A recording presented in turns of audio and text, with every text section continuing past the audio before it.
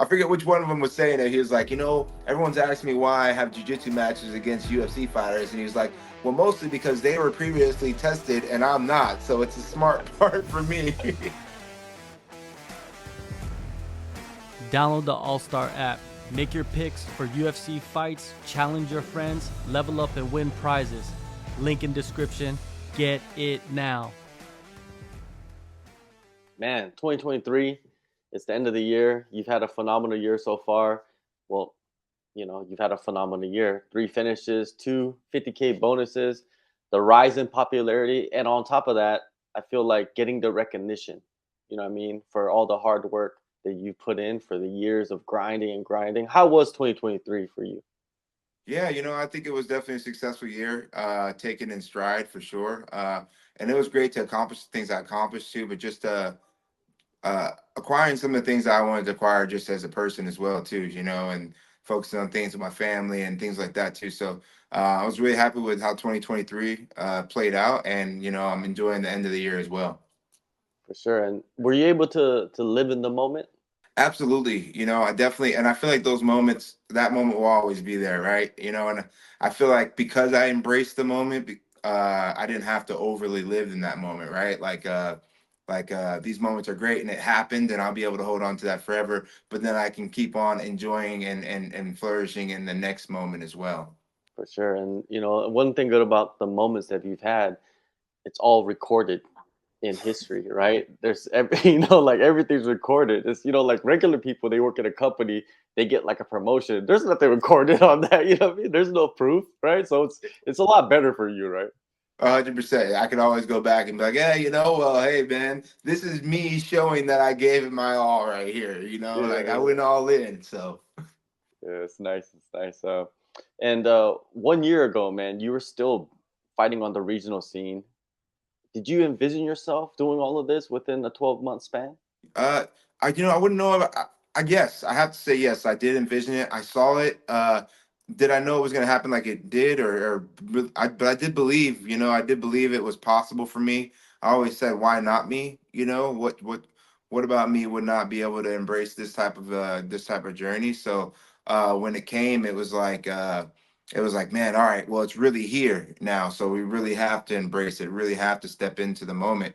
But I did see it. I kept on saying it, and funny enough, I was on another podcast 2 weeks before I got the call, and I said it. I was like, I really see myself getting into the UFC. I really see myself cashing in on a bunch of $50,000 bonuses, and then here we are. 2 fights later, and we did just that. So it's been a blessing to say the least. I couldn't have wrote a better story.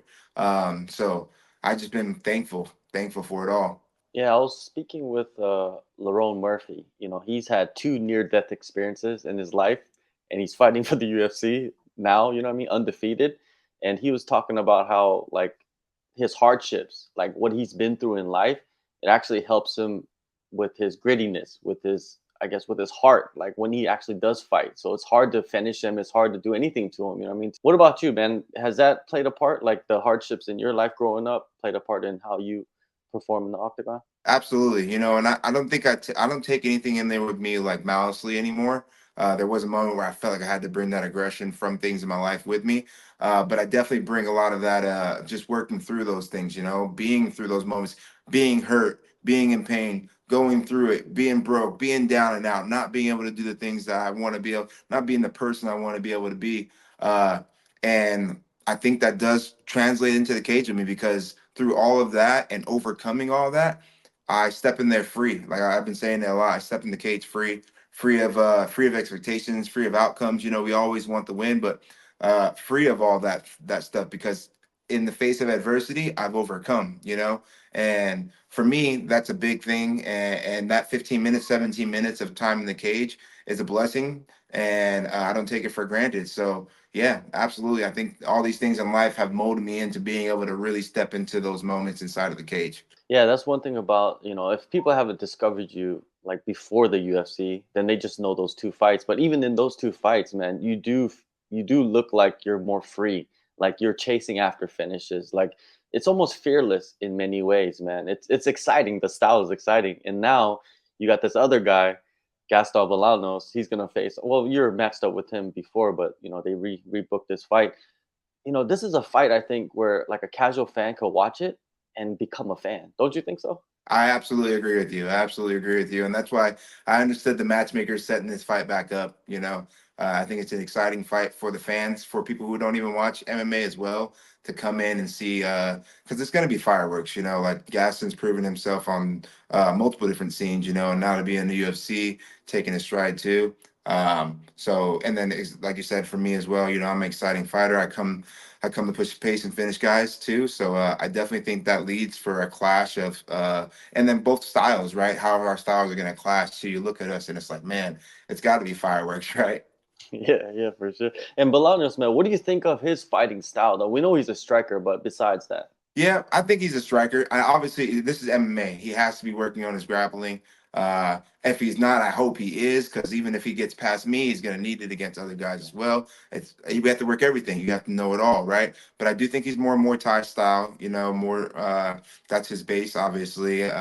He did a lot of Muay Thai fights back in his day. I think he prefers that style. I think he likes himself inside of that style. But he has really good defensive wrestling. Defensive jujitsu. And he's strong. He's a powerful guy coming down to the weight class of 35 too.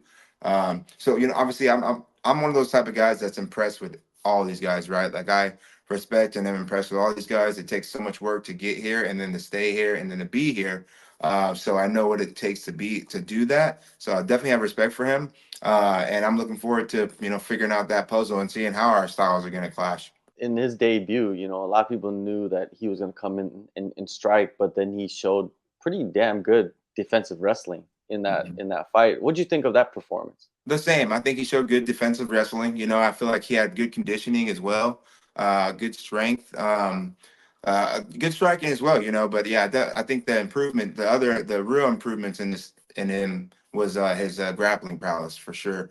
I definitely saw that he had been working on those things and was calm in those situations as well. So yeah, that's what I thought about it.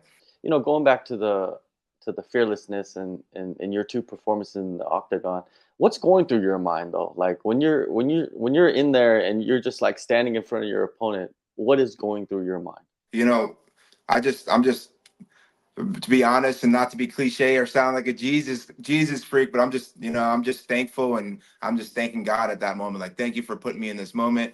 Thank you for letting me be here. Let me step into this full and free. And give glory to your name. So literally, I go in there with that type of feeling, like this is what I get to do today. Like regardless of how this is going to end up, praise be to you. And hopefully I could show more through you that again, if we hold on to you, that great things happen. Like focusing too much on the result, that's not in your mind at all. Then that allows you to be free. Yeah, even right now it's not. Obviously as a man, as a husband and a father and financials and all that stuff, we always got a plan for everything and we'd like to get the most money out of it all. But yeah, for me, I just outcomes. I feel like the more in my life that I thought about outcomes, the further away from myself that I became, right? The further away from who I wanted to be and how I wanted to exude myself, I came. But once I stopped caring and stop focusing on outcomes or the returns on the investments that I'm trying to get, if you would say. I feel like things started to add up a little bit more, and be more impactful. And it's something that's embraced my life, and I want to take that with me everywhere I go. And obviously, we want to make smart decisions, and that's what I plan to do. I'm training smart. I'm eating smart. I'm doing all these things smart. But at the end of the day, it's all about self growth and building. So that's where my mind's at. You've only suffered loss once. How did that fight impact you? uh, Honestly, just as like I do embrace my wins, but just as fast as I win, I embrace it, and then it goes right because it's like more so all the things that are real start to come back into me. The fact that I'm gonna go home and kiss my kids and do my yard work and all that stuff, right? So the same thing kind of happened with that one. Like, there was a moment of sorrow, or a moment of like, man, like I had more expectations for myself. The way I lost, I didn't like that either. Uh, and it was definitely a moment of self-reflection for a split second there, but just as fast as it came, it went. I once I got back up to the crowd too, once I got back to the people who love me, they nothing there changes, right? And I have to realize that. And I think sometimes we forget that, especially if we're doing the things that we should be doing outside of the cage, forming real relationships, being good to people, the people who really know me, know the work I put in, know what the work I put in to being me. And those people are going to be there when I'm in the UFC, when I'm out to the UFC, when I'm working a regular job, who knows. And as long as I am holding up to the man that I stand to be every day, that's so much more important. MMA Lab, man, you've been there for a long time. Anybody that knows the team and knows the people that have been working together, like you're a name that always pops up, right? With everybody, they're like, this dude can do everything. You know what I mean? I was like, who is this guy? And then now you're fighting in the UFC, and they know you who you are. But yes, people are saying, man, you guys have the best group of like bantamweights, Hmm. you know, in the Yeah. sport. What do you think? Do you, because you go over there every day, you're competing with these guys. Yeah, no, I agree, and I'm biased in the matter. Mhm. I know there's a lot of other great 35ers out there, but we do have a squad. We have like 35ers, all different types of styles. Everybody's very well rounded. Basics. That's one thing I love too. We're all very versed in the basics, and it's like we're all our own artists because we paint different pictures with the basics that we've been given, right? Uh, and then having a great coaching staff too. I've had some guys come in that travel from other places, and they go, "Man, you guys get mitt work like this regularly, and you don't have to pay extra for it. You guys get extra attention like this, and you don't have to pay extra for it." It's like, no, we form a bond. We formed the bond over years and years, and that was the outcome thing for me as well, right? Like I spent so much time with these guys, watching them excel for so long, and being a part of their camps, and then going back to work. Going back to work a regular job, taking care of my family, living a regular life, and to be able to do that and be happy for them, I had to stop thinking about my outcomes, right? Just be a part of this thing, be a part of this thing we call a team, be a part of this thing we call family. Every moment that I'm grinding, helping them, bipartisan, I'm being sharpened as well. Iron sharpens iron just as a man sharpens another man.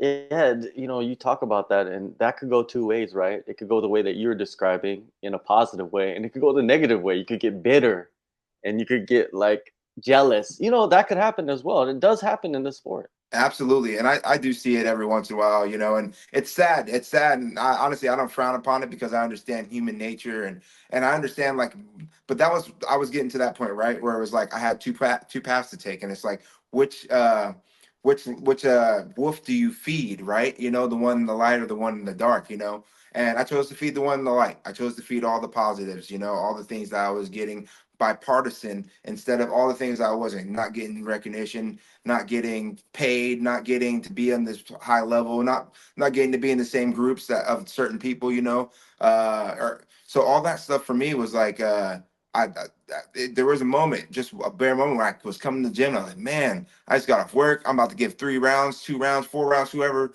I'm about to do all these rounds with everybody, and then I'm about to go home. My wife's mad at me still, and I had to go, man. But look at these guys. Like, look at these guys excelling out here. And even if they weren't excelling, right? Even in the losses that we've taken, it's like, look at what we've been able to build through all this hard work and this grit and determination and consistency. It's like, man, there's just so much more in that I started realizing, like, man, there's a lot there. And I started really not taking it for granted. Yeah, and that's what makes you a great teammate, man. That's why I said earlier about how, if you knew about the team, you've heard your name for many years, and man, you get in your spotlight. There's expectations out of you, right? Because of your first couple of performances. But what are your expectations of yourself? My expectations are pretty simple, and sometimes I think maybe I should be more, uh, a little bit more with it, but I just want to continue to get better in every facet, right? I want to continue to get better in every facet of MMA, but also as every facet of being able to speak and be more literate, being able to reach out and be on socials.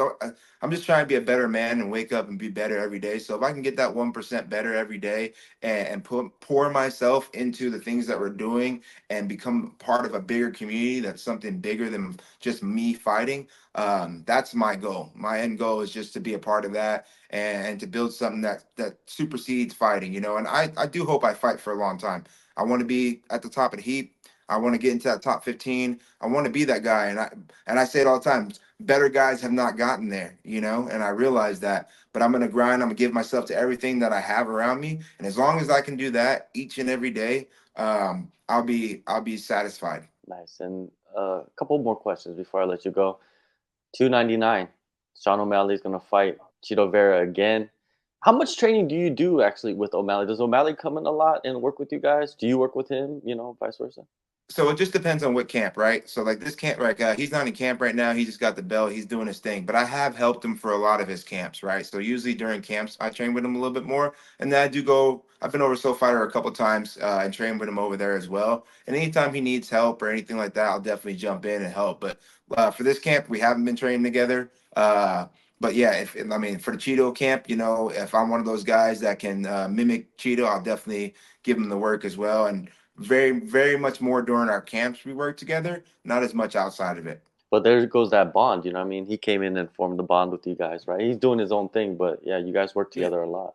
And that's what I say too, because like right now we don't, but like we've trained together for so many years. When I was at LA Boxing, he was over there as well with Tim when he first got here from Montana, and then when I got to the lab training with him over there, but long before they started getting TW BJJ all set up and everything. So the friendship and all that definitely goes supersedes like way all the extra stuff, and so that's why like our relationship's still how it is. He can hit me up any given time, and definitely still my training partner, definitely still somebody who I will bleed for and help out for sure. What's your biased prediction on the fight? Sugar Sean by finish, and it is biased, but if you go back and look at the fight, Yeah. uh, Sugar was landing a lot of shots. He was controlling distance. He's only gotten better, and I know Cheeto has too. I know Cheeto has as well. And I know Cheeto's going to have some of those answers to what Sugar is, but I do think that if Suge goes in there and does what he does, he absolutely will finish that fight. He can find his shot and he can get Cheeto out of there. It's a tough task, right? But if there's a person that can do it, Suge can. I think he's proven that, he can't be underestimated. And I don't think Cheeto's going to underestimate him either. So I do think it's going to be a very tough task because Cheeto's going to give everything to this camp. He wants that belt, be the first Ecuadorian champion. And, again, he's putting a lot of work too. So to say he doesn't deserve it would be foreshadow, be undermining him. So I Yeah. definitely am going with Sugar. But it's definitely I respect all these guys. These guys Yeah. put their life and their blood and their sweat and soul into this thing. And Tito's gonna come. He ain't gonna lay down the wire. So it'll be tough. But I'm going with Sugar. Of course. And USADA, man, they're going to leave the UFC. A new program will come in. What are your overall thoughts on just PED testing in combat sports? Do you like it? You don't really care about it? Do you think it's necessary? What do you think? I guess it's a little bit of all of it. I'm not too concerned with it. It's not something that ever really crossed my mind as a necessity for me. So for me, it's not like a big difference. I wouldn't know the difference. Uh, and then on the opposite side of it is like, it is, I guess it's supposed to be safer, right? We know what guys are taking. We know what guys are putting into their bodies. So, um, I'm cool with it. USADA's always been cool with me. I like when they pull up. They seem like nice people. I like that. I know that I'm testing clean. Like I like all those aspects of it. But for me, I always say I don't know enough about the PED thing. I've never really looked into it at all. So to have an opinion on something that I'm completely like, I've been looking Yeah. at like Gordon Ryan and a couple of these other like jiu-jitsu guys joking about it all. And I'm like, man, I don't know what these guys are talking about, but I mean, it sounds funny. Yeah, I see what you're saying, man. I see what you're saying. Yeah, Yeah, he's because like, I forget which one of them was saying it. He was like, everyone's asking me why I have jujitsu matches against UFC fighters, and he was like, well, mostly because they were previously tested and I'm not, so it's a smart part for me. I was like, all right, I hear you there, bro. Maybe there's something there, But yeah, we did get the switch. I guess I don't know what the new company's name is and everything, but finally started doing all of our whereabouts with them and everything. So I just got it's so funny you bring up USADA. I just got a test back today. So we good going to the end of the year. That's my 6th cleared test. So I'm like, thank you. there you go, man. Hey, January 13th, Las Vegas. You're back in action. Thank you, Marcus, man, so much for the time and all the best in the upcoming fight. It's going to be a banger. It's going to be fireworks for sure. Thank you. Thank you. I appreciate you having me on again as well, man. And yeah, I'll definitely be looking forward to jumping back on after. And hopefully, we have well, it'll all be good news, but, that's the plan. So thank you again for having me on, brother.